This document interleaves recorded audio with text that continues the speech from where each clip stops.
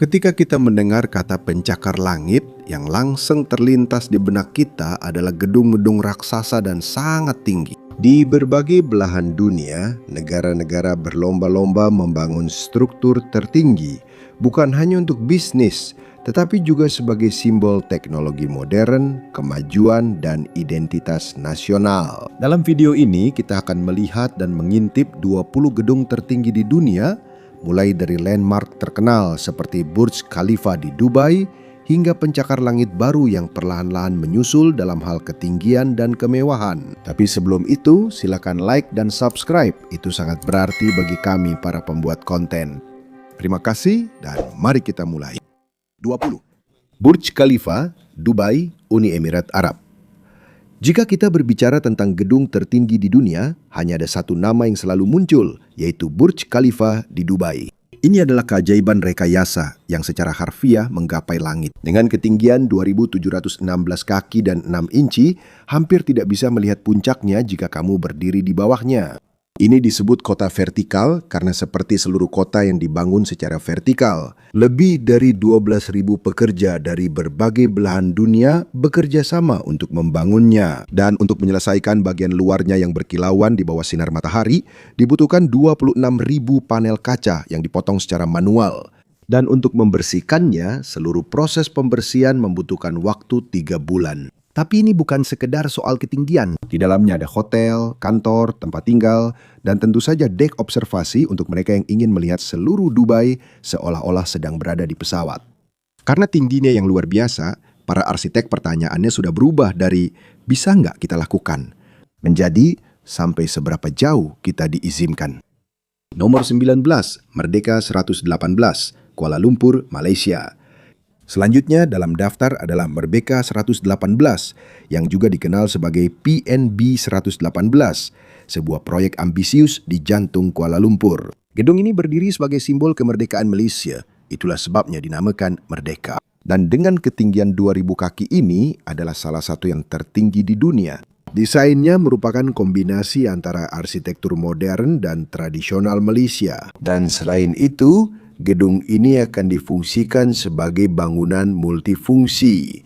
Ada hunian mewah, kantor, hotel, dan dek observasi untuk menikmati pemandangan kota yang luas. Selain menjadi ikon arsitektur, proyek ini juga menargetkan untuk meningkatkan ekonomi lokal dan pariwisata. Menurut para pengembang, proyek ini akan menciptakan ribuan lapangan kerja. Tapi seperti proyek-proyek besar lainnya, itu juga selalu menjadi janji mereka. Jadi mari kita tunggu apakah itu benar-benar terjadi.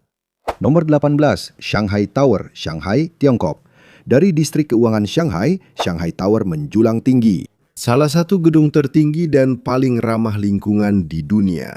Gedung ini memiliki tinggi lebih dari 2.000 kaki dan dirancang oleh firma arsitektur Gensler. Bentuknya tidak hanya lurus, tetapi bentuknya berpilin saat semakin ke atas. Menurut para insinyur, desain ini dibuat agar gedung lebih mampu menahan angin kencang sekaligus mengurangi konsumsi energi. Seluruh struktur dilengkapi dengan turbin angin, sistem penampungan air hujan, dan panel kaca hemat energi berteknologi tinggi. Oleh karena itu, bangunan ini telah bersertifikat sebagai bangunan hijau menurut berbagai standar internasional. Di dalamnya, Anda akan menemukan kombinasi kantor, toko retail, dan tentu saja sebuah hotel mewah. Tapi tentu saja, dek observasi tidak akan pernah absen. Karena kalau ada pencakar langit, harus ada tempat untuk melihat seluruh kota. Benar kan? Nomor 17, Menara Jam, Abraj Al-Baib, Mekah, Arab Saudi. Kalau kamu pikir kita sudah selesai dengan yang super tinggi, tunggu dulu. Kenali Menara Jam di Mekah, Arab Saudi. Dulu, ini lebih dikenal sebagai Abraj Al-Bait dan merupakan bagian dari King Abdul Aziz Endowment Project. Tingginya 1.972 kaki. Dan di puncaknya, ada sebuah jam raksasa dengan 4 sisi yang bisa terlihat dari jarak 16 mil. Karena ukurannya yang sangat besar, ini adalah jam tertinggi di dunia. Tapi itu bukan satu-satunya yang ada di dalamnya. Di dalam kompleks ini terdapat hotel bintang 5, sebuah masjid, pusat perbelanjaan 5 lantai, dan area parkir. Secara harfiah, ini adalah sebuah kota dalam satu gedung. Dan meskipun bangunan ini tidak sering diperhatikan di media arus utama seperti Burj Khalifa, bagi para muslim yang taat, ini adalah salah satu bangunan terpenting di planet ini. Nomor 16, Ping An International Finance Center, Shenzhen, Tiongkok. Sepertinya, Tiongkok tidak pernah lelah membangun gedung-gedung pencakar langit yang sangat tinggi. Buktinya adalah Ping An International Finance Center, atau yang lebih dikenal sebagai Ping An IFC, yang terletak di kota Shenzhen. Dengan ketinggian 1.965 kaki, gedung ini sekarang menjadi gedung perkantoran tertinggi di dunia. Desainnya dibuat oleh firma arsitektur terkenal, Confeders and Fox Associates. Dan bentuknya yang ramping, mengkilap, dan tampak semakin runcing saat naik ke atas langsung terlihat. Tapi bukan hanya penampilannya yang bagus. Gedung ini juga dipenuhi dengan teknologi modern. Di dalamnya terdapat kantor, hotel, toko-toko mewah, dan tentu saja sebuah dek observasi di puncak yang menawarkan pemandangan seluruh delta Sungai Mutiara. Dan untuk mengikuti tren modern, gedung ini dilengkapi dengan sistem penghemat energi seperti insulasi canggih dan teknologi HVAC pintar. Hasilnya, menurut para pengembang, gedung ini ramah lingkungan. Tapi seberapa benarnya itu tergantung pada pendapat para ahli. Nomor 15, Lotte World Tower, Seoul, Korea Selatan. Dari Korea Selatan, inilah Lotte World Tower, sebuah pencakar langit yang elegan seolah-olah diukir di udara. Menara ini terletak di Seoul dan memiliki ketinggian 1.823 kaki. Jadi ini bukan hanya yang tertinggi di negara tersebut, tetapi juga salah satu yang paling ikonik di seluruh Asia. Desainnya, menurut Confeders and Fox Associates, merupakan kombinasi antara arsitektur modern dan budaya Korea.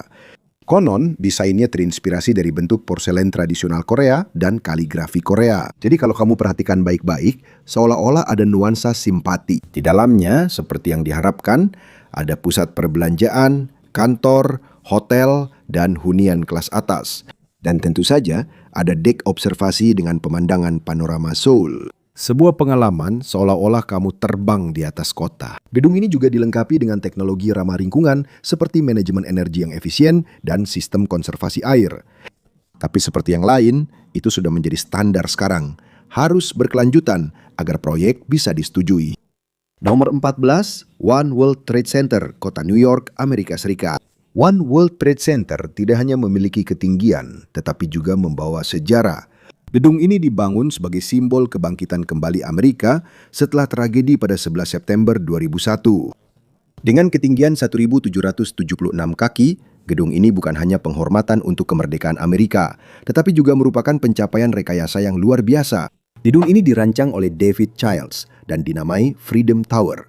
Tingginya sengaja dibuat untuk memperingati tahun 1776, tahun deklarasi kemerdekaan Amerika. Gedung ini memantulkan harapan di kaca-kacanya, memiliki puncak runcing di atasnya yang seperti pancaran cahaya, dan ada dek observasi di mana seluruh kota New York bisa terlihat. Namun yang terpenting, di kaki gedung ini terdapat 9/11 Memorial, sebuah ruang luas untuk mengenang dengan nama-nama semua korban serangan tersebut. Tentu saja, gedung ini juga tidak ketinggalan dalam hal ramah lingkungan. Gedung ini memiliki sistem hemat energi dan sertifikasi yang membuktikan bahwa bangunan ini benar-benar berkelanjutan. Namun pada akhirnya, inti dari One World Trade Center bukan hanya pada ketinggian atau teknologinya, melainkan pada kisah kebangkitan, harapan, dan persatuan. Nomor 13, Guangzhou CTF Finance Center, Guangzhou, Tiongkok. Kalau bicara soal gedung pencakar langit, Tiongkok memang tidak mau kalah. Di kota Guangzhou terdapat CTF Finance Center, sebuah menara yang sangat besar dengan ketinggian 1.739 kaki. Menara ini dikenal dengan desainnya yang mengkilap dan minimalis. Menara ini juga dirancang oleh firma desain langganan untuk gedung pencakar langit, Confederation Fox Associates. Menurut mereka, kaca di bagian depan gedung mengambil warna dari sekitarnya. Jadi setiap jam tampilannya berubah, bergantung pada cahaya. Seperti yang diharapkan, gedung ini juga digunakan untuk berbagai fungsi. Ada kantor, hotel mewah, ruang belanja kelas atas, dan sebuah dek observasi yang menghadap ke delta Sungai Mutiara. Tapi seperti banyak gedung lain dalam daftar ini, isinya hanya untuk orang kaya, tidak banyak koneksi dengan orang biasa. Para pengembang juga sering menyebut klaim keberlanjutan, tapi kadang-kadang itu cuma jadi hiasan pemasaran. Nomor 12, Tianjin CTF Finance Center, Tianjin, Tiongkok. Sepertinya nama CTF Finance Center sudah seperti waralaba karena kita bertemu lagi dengan yang lain. Kali ini di kota Tianjin. Gedung ini hampir setinggi yang ada di Guangzhou, juga setinggi 1.739 kaki. Tapi kalau kamu pikir semuanya sama, ada kejutan di sini. Firma arsitektur yang berbeda yang mengerjakannya, yaitu Skidmore, Owings, and Merrill. Jadi meskipun namanya sama, bangunan ini punya gayanya sendiri. Desainnya lebih modern, dengan garis-garis vertikal dan sedikit lengkungan yang memberikan ilusi gerakan saat terkena sinar matahari. Bangunan ini memiliki hotel, unit kondominium mewah, ruang kantor premium, dan tentu saja sebuah dek observasi. Kalau kamu lihat, rasanya seperti daftar fitur umum yang biasa ada di gedung pencakar langit zaman sekarang. Tinggi, mengkilap, ada hotel, ada mall, ada pemandangan. Dengan banyaknya gedung seperti ini di Tiongkok, rasanya sudah jadi ajang kompetisi. Siapa yang punya menara terbanyak yang bisa menyentuh awan? Nomor 11, China Zone, CITC Tower, Beijing, Tiongkok. Sekarang kita menuju ke Beijing, di mana berdiri China Zone yang ikonik, juga dikenal sebagai City Tower. Dengan ketinggian 1.732 kaki ini adalah gedung tertinggi di ibu kota Tiongkok.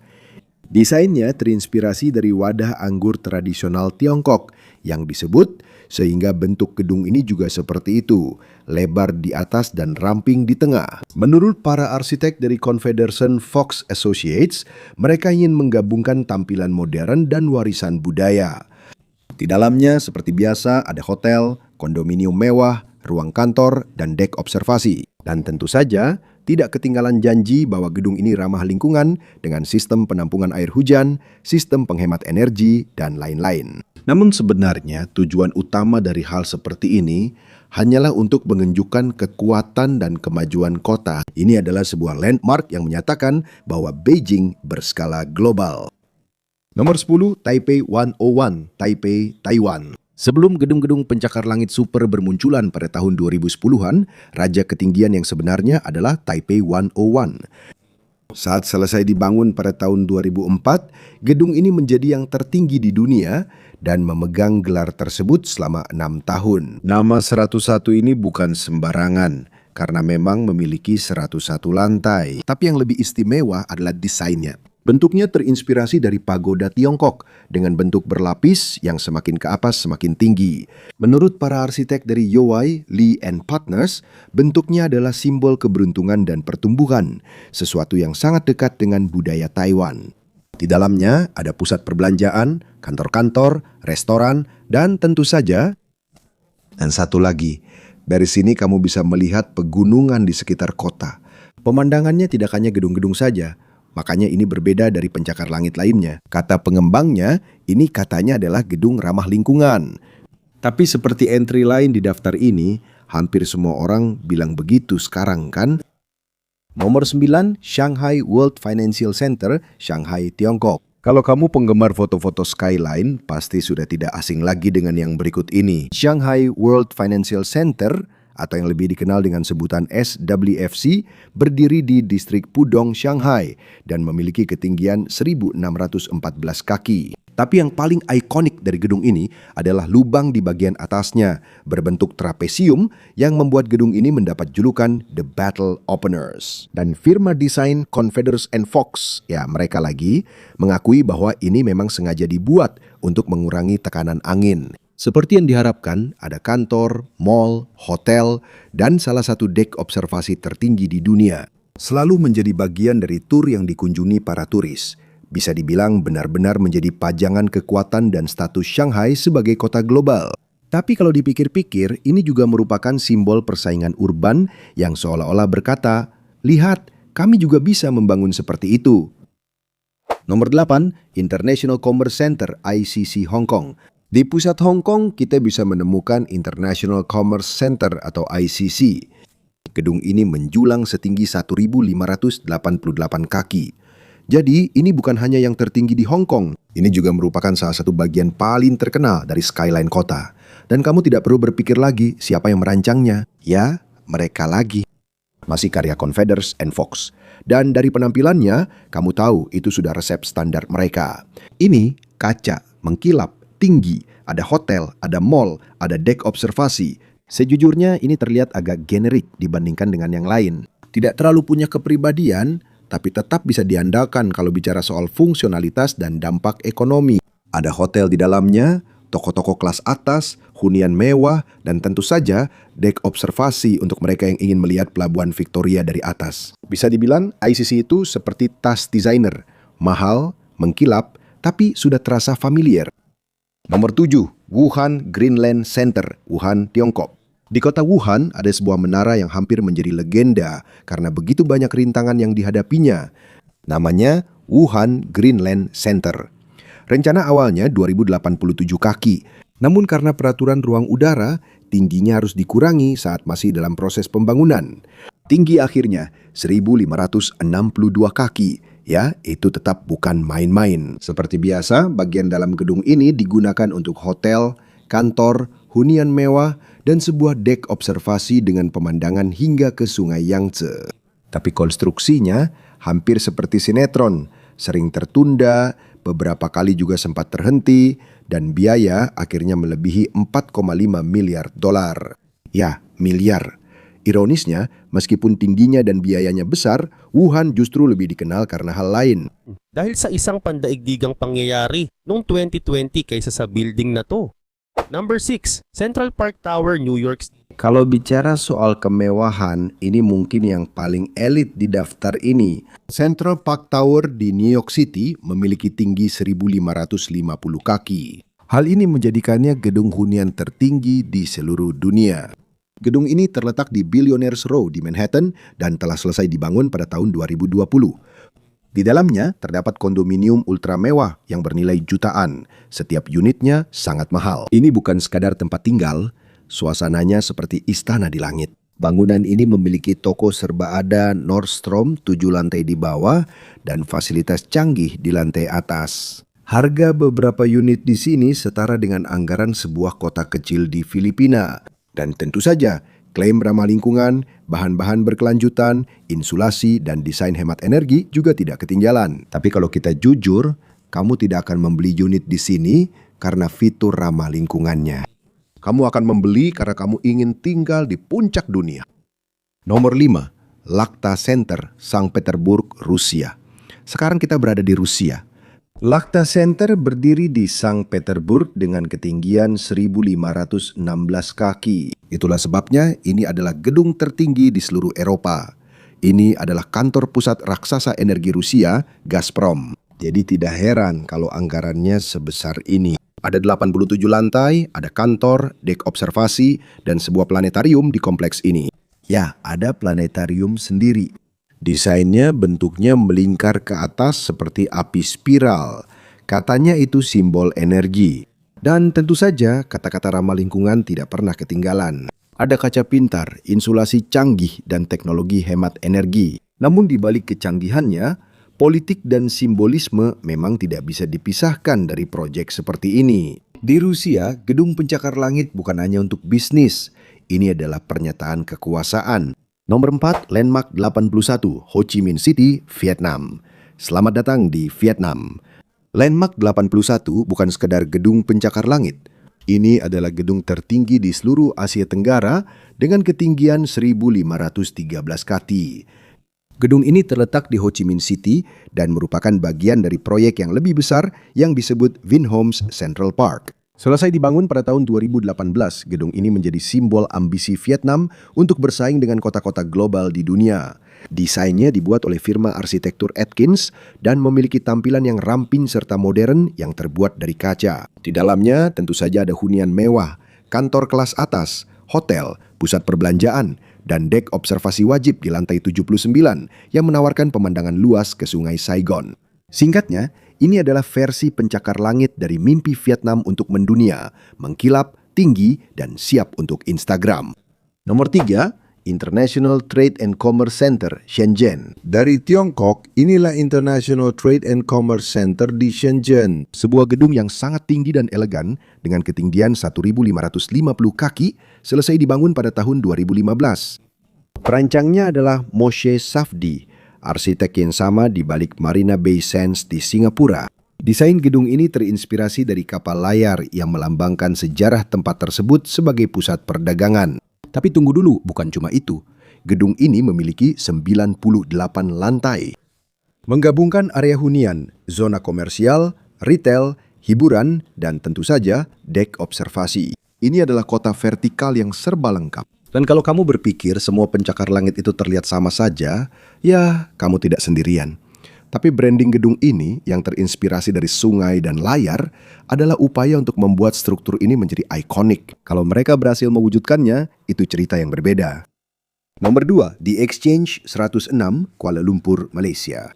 Kedua dalam daftar kita adalah Exchange 106 yang juga dikenal sebagai menara ikonik yang terletak di tengah Tun Razak Exchange Financial District yang baru di Kuala Lumpur, Malaysia. Gedung ini memiliki tinggi 1.492 kaki dan selesai dibangun pada tahun 2019. Desainnya dibuat oleh Mulia Group dan tujuan dari seluruh proyek ini adalah menjadikan Kuala Lumpur sebagai pusat keuangan internasional. Menara ini memiliki campuran hunian mewah, ruang kantor, toko retail, dan hotel. Tapi kalau kamu lihat dari jauh, menara ini seperti kristal yang menusuk cakrawala kota. Terlihat mengkilap, geometris, dan berkelas tinggi. Kalau dulu ada Petronas di tahun 90-an sebagai kebanggaan Malaysia, sekarang Exchange 106 adalah jawaban moden mereka. Zaman baru, landmark baru, tapi dengan niat yang sama. Menunjukkan bahwa Malaysia juga mampu bersaing dalam hal ketinggian dan kemakmuran di dunia. Nomor 1, Petronas Towers, Kuala Lumpur, Malaysia. Jika ada satu gedung yang otomatis terlintas di benak banyak orang ketika mendengar kata Kuala Lumpur, inilah dia, Petronas Towers. Terletak di pusat ibu kota Malaysia, menara kembar ini bukan hanya sekadar tinggi. Mereka juga merupakan simbol kebanggaan nasional dan kemajuan ekonomi negara. Selesai dibangun pada tahun 1998 dan sejak saat itu hingga 2004, mereka memegang gelar sebagai yang tertinggi di negara ini. Mereka memiliki tinggi 1.483 kaki dan dirancang oleh arsitek Argentina bernama Cesar Pelli. Gaya bangunannya adalah postmodern dengan sentuhan desain Islam. Perhatikan bentuk jendelanya, pola pada fasad, dan keseluruhan alur arsitekturnya. Semua punya makna, semua punya identitas. Tapi fitur yang paling ikonik adalah Sky Bridge yang menghubungkan lantai 41 dan 42. Sebuah prestasi teknik yang bukan hanya untuk desain, tapi juga untuk keamanan. Ini adalah salah satu jembatan 2 tingkat tertinggi di dunia. Menara Petronas bukan hanya kantor perusahaan minyak Petronas. Ada ruang kantor, mall, aula konser, dan sebuah dek observasi di lantai 86 yang menawarkan panorama penuh skyline Kuala Lumpur. Sangat cocok untuk para turis yang ingin merasakan ketinggian. Dan di balik tampilan luarnya yang mengkilap, bangunan ini juga memiliki inovasi teknik dan fitur ramah lingkungan, seperti pencahayaan hemat energi dan sistem ventilasi pintar. Karena sekarang sudah tidak zaman lagi hanya sekadar tinggi, harus berkelanjutan juga. Dan yang paling penting, Menara Petronas adalah bukti bahwa bahkan sebuah negara Asia Tenggara pun mampu membuat landmark yang kelas dunia, ikonik dan membanggakan untuk ditunjukkan ke seluruh dunia. Bonus entry 1, Marina 101, Dubai, Uni Emirat Arab. Perkiraan tinggi 1.399 kaki, selesai 2017 sebagian terbuka. Marina 101 adalah gedung pencakar langit hunian di Dubai Marina dan disebut sebagai gedung tertinggi kedua di Uni Emirat Arab setelah Burj Khalifa. Seharusnya seluruh menara menjadi hotel sepenuhnya dan apartemen servis. Dulu ada kolaborasi dengan Hard Rock Hotel. Pembukaan penuh tertunda karena masalah keuangan. Namun strukturnya hampir selesai dan mustahil untuk tidak terlihat di skyline Dubai. Entry bonus 2, 432 Park Avenue, kota New York, Amerika Serikat. Perkiraan tinggi 1.396 kaki, selesai pada tahun 2015. Salah satu menara hunian tertipis namun tertinggi di seluruh dunia. 432 Park Avenue telah menjadi ikon ledakan real estate mewah di New York. Dari ketinggiannya, Central Park dan hampir seluruh Manhattan terlihat jelas. Gedung ini dikenal bukan hanya karena desainnya, tapi juga karena berbagai kontroversinya. Banyak pemilik unit kondominium mengeluhkan getaran, kebisingan, dan masalah perawatan. Tapi soal ketinggian, tidak ada yang bisa diperdebatkan. Bonus entry 3, Princess Tower, Dubai, Uni Emirat Arab. Perkiraan tinggi 1.356 kaki, selesai tahun 2012, sebelum Marina 101 datang, Princess Tower memegang gelar sebagai gedung hunian tertinggi di dunia. Gedung ini juga terletak di Dubai Marina dan terdiri dari lebih dari 100 lantai. Sebagian besar adalah unit hunian. Ini juga salah satu menara pertama yang mempopulerkan hunian mewah ultra tinggi di Timur Tengah.